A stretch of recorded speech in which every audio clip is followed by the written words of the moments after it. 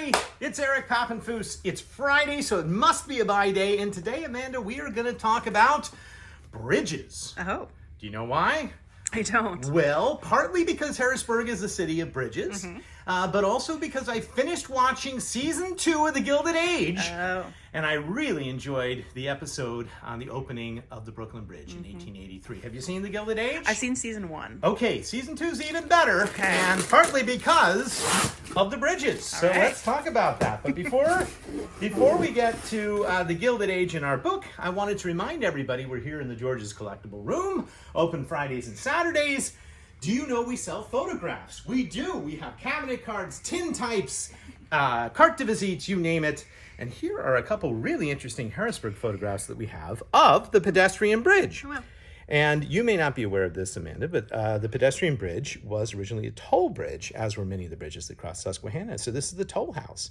And here's a second view of it. Look at how cantilevered the toll house was over things. But this is the bridge that we walk across the City Island today, one of the many photographs we have for sale here at the Scholar. Also, on eBay, we have for sale a trade card of the Great Brooklyn Bridge, and that's what we're going to talk about today. Here it is, recently after its opening in 1883, advertising Singer sewing machines. Why not? But that's what trade cards did, and they would put graphic imagery on these cards. And look, we sell hundreds and hundreds of trade cards. All these trade cards, I think, are like $3, $4, $5. You can find trade cards advertising basically any type of American industry, maybe even one with a bridge on it, like this one. Okay.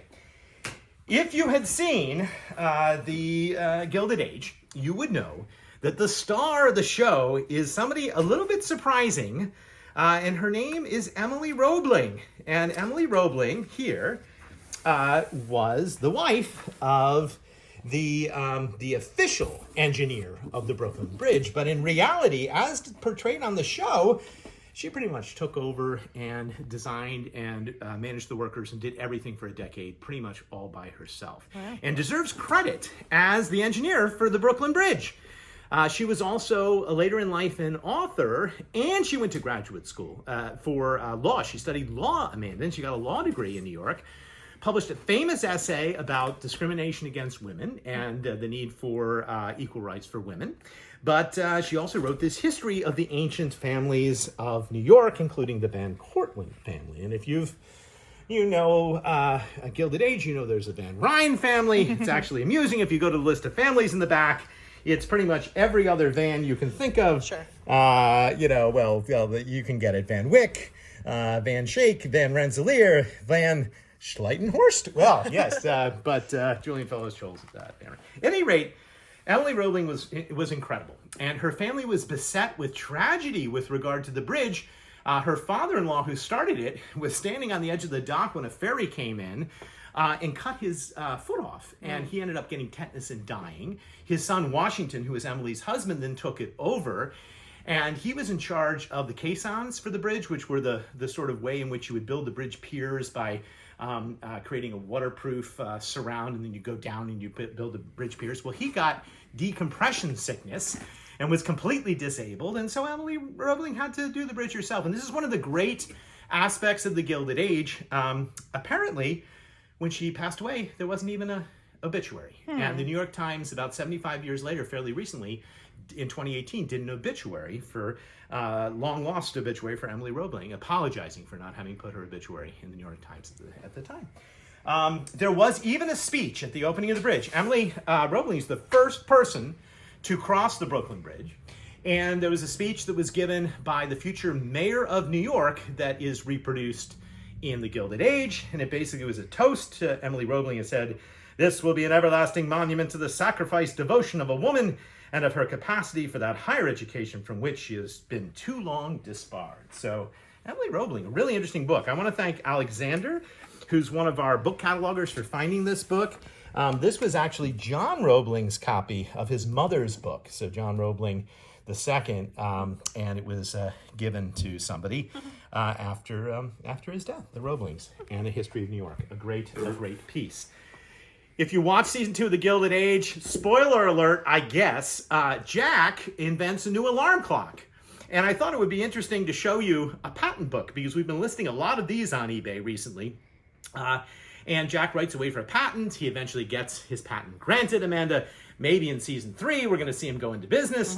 But here is a Victorian patent book from the period for an alarm clock. Was Jack's character based on sea shots? I don't know, but there's an alarm clock. If you go to our eBay store, you can see many, many examples of patent books for everything from refrigerators to railroad cars to pens to alarm clocks. Okay, did you know that there was a bridge design for the Brooklyn Bridge before this design was approved? No. One that was so impressive, but it could never be built. And that was because there weren't building materials strong enough. I have here, Amanda, another book that came into the sort room. It is the first ever book on bridge building that was published in America. And look, it was published in 1811. And this gentleman, Mr. Thomas Pope, proposed the following bridge. Yeah. And if you look at that bridge, you might think, I don't know about that cantilever design. It doesn't look too strong. This is a weird book because the first half is a history of bridge building. And then the second half is mathematical calculations about this bridge, trying to justify that it could in fact be built. Look at that sort of isosceles triangle design, getting narrow and narrow. Can you imagine being at the narrow point in the center of this bridge? I don't know about that. I think it was, what was it? It was 1,800 feet long and 208 feet high. I think that would have not worked. Yeah. Well, this is the first American book. Basically, he needed steel to build the structure, and that wouldn't come along for a few more years. But this was the Brooklyn Bridge, which was never built. The final part of this book is, of course, an epic poem. Because why wouldn't you have an epic poem about the love of bridge building? And if there's going to be such a thing, I have to read it on Buy Day. His poem, Mr. Pope's poem, begins, "Let the broad are the spacious Hudson stride, and span Columbia's rivers far more wide. Convince the world America begins to foster arts, the ancient work of kings, stupendous plan which none before ever found, that half an arc should stand upon the ground." Well, it goes on and on and on. That's the epic poem on bridge building. Did you know that bridges could also be understood as metaphors? I know you do, Amanda, and I like on Buy Day to talk a little bit about the history of publishing. So I realize it's a tenuous connection, but we do have an interesting signed Pearl Buck that came in called A Bridge for Passing. And if you look at this book, now Pearl Buck lived a lot of her life in Pennsylvania, wrote, of course, about China. This is an interesting book. It's an autobiography, and it's a metaphor for life after her husband dies. But Pearl Buck is also famous because she is the progenitor of really the first and most important mass market paperback in American history, and that was The Good Earth.